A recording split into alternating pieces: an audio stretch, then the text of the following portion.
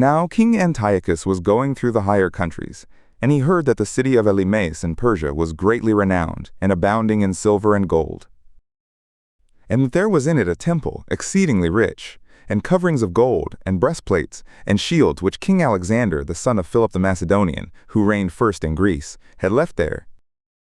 And he came, and sought to take the city and to pillage it, but he was not able, because the design was known to those who were in the city. And they rose up against him in battle, and he fled away from there, and departed with great sadness, and returned toward Babylonia. And while he was in Persia, there came one who told him how the armies that were in the land of Judah were put to flight, and that Lysias went with a very great power, and was put to flight before the face of the Jews, and that they had grown strong by the armor and power and store of spoils which they had gotten out of the camps which they had destroyed, and that they had thrown down the detestable thing which he had set up on the altar in Jerusalem, and that they had compassed about the sanctuary with high walls as before, and Bethsura also his city. And it came to pass, when the king heard these words, that he was struck with fear, and exceedingly moved. And he laid himself down on his bed, and fell sick for grief, because it had not fallen out to him as he imagined. And he remained there many days, for great grief came more and more on him, and he made account that he should die. And he called for all his friends, and said to them, Sleep has gone from my eyes, and I have fallen away, and my heart is cast down for anxiety. And I said in my heart, Into how much tribulation I came, and into what floods of sorrow I now am, I who was pleasant and beloved in my power. But now I remember the evils that I have done in Jerusalem, from whence also I took away all the spoils of gold and of silver that were in it, and I sent to destroy the inhabitants of Judah without cause. I know therefore that for this cause these evils have found me, and look, I perish with great grief in a strange land. Then he called Philip, one of his friends, and he made him regent over all his kingdom. And he gave him the crown and his robe and his ring, that he should go to Antiochus his son, and should bring him up for the kingdom. So King Antiochus died there in the year 149. And Lysias understood that the king was dead, and he set up Antiochus his son to reign, whom he brought up young, and he called his name Eupator. Now those who were in the castle had shut up the Israelites round about the holy places, and they were continually seeking their hurt, and to strengthen the nations. And Judas purposed to destroy them, and he called together all the people to besiege them. And they came together and besieged them in the year 150, and they made battering slings and engines. And some of the besieged got out, and some wicked men of Israel joined themselves to them. And they went to the king and said, How long do you delay to execute the judgment and to revenge our brothers? We determined to serve your father and to do according to his orders, and obey his edicts.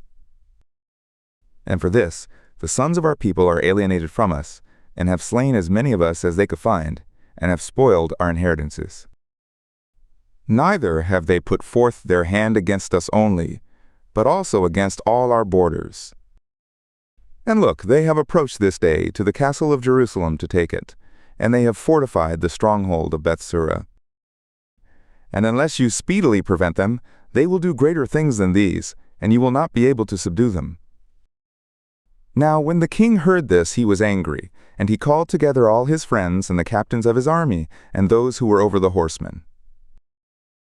There came also to him from other realms, and from the islands of the sea, hired troops.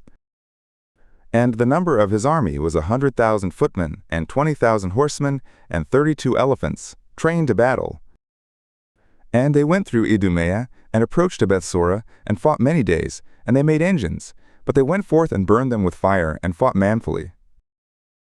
And Judas departed from the castle, and removed the camp to Bethsaccharim, opposite the king's camp. And the king rose before it was light, and made his troops march on fiercely toward the way of Bethsaccharim. And the armies made themselves ready for the battle, and they sounded the trumpets. And they showed the elephants the blood of grapes and mulberries to provoke them to fight. And they distributed the beasts by the legions, and there stood by every elephant 1,000 men in coats of mail, and with helmets of brass on their heads, and 500 horsemen set in order were chosen for every beast. These were ahead of wherever the beast would be, and wherever it went, and they did not depart from it. And on the beast there were strong wooden towers, which covered every one of them, and engines on them, and on every one of the 32 were valiant men who fought from above, and an Indian to rule the beast. And the rest of the horsemen he placed on this side and on that side at the 2 wings, with trumpets to stir up the army, and to hasten them forward that stood thick together in the legions thereof. Now when the sun shone on the shields of gold and of brass, the mountains glittered therewith, and they shone like lamps of fire. And part of the king's army was distinguished by the high mountains, and the other part by the low places, and they marched on warily and orderly. And all the inhabitants of the land were moved at the noise of their multitude, and the marching of the company, and the rattling of the armor, for the army was exceedingly great and strong. And Judas and his army drew near for battle, and there fell of the king's army 600 men. And Eleazar the son of Sora saw one of the beasts harnessed with the king's harness, and it was higher than the other beasts, and it seemed to him that the king was on it. And he exposed himself to deliver his people, and to get himself an everlasting name. And he ran up to it boldly in the midst of the legion, killing on the right hand and on the left, and they fell by him on this side and that side. And he went between the feet of the elephant, and put himself under it, and slew it, and it fell to the ground on him, and he died there. Then they, seeing the strength of the king and the fierceness of his army, turned away from them. But the king's army went up against them to Jerusalem, and the king's army pitched their tents against Judea and Mount Zion. And he made peace with those who were in Bethsura, and they came forth out of the city because they had no victuals, being shut up there, for it was the year of rest to the land. And the king took Bethsura, and he placed there a garrison to keep it. And he turned his army against the sanctuary for many days, and he set up there battering slings, and engines, and instruments to cast fire, and engines to cast stones, and javelins, and pieces to shoot arrows, and slings. And they also made engines against their engines, and they fought for many days. But there were no victuals in the city, because it was the 7th year, and such as had stayed in Judea of those who came from among the nations, had eaten the remainder of all that which had been stored up. And there remained in the holy places but a few, for the famine had prevailed over them, and they were dispersed every man to his own place. Now Lysias heard that Philip, whom King Antiochus, while he lived, had appointed to bring up his son Antiochus, and to reign, to be king, had returned from Persia and Media, with the army that went with him, and that he sought to take on him the affairs of the kingdom.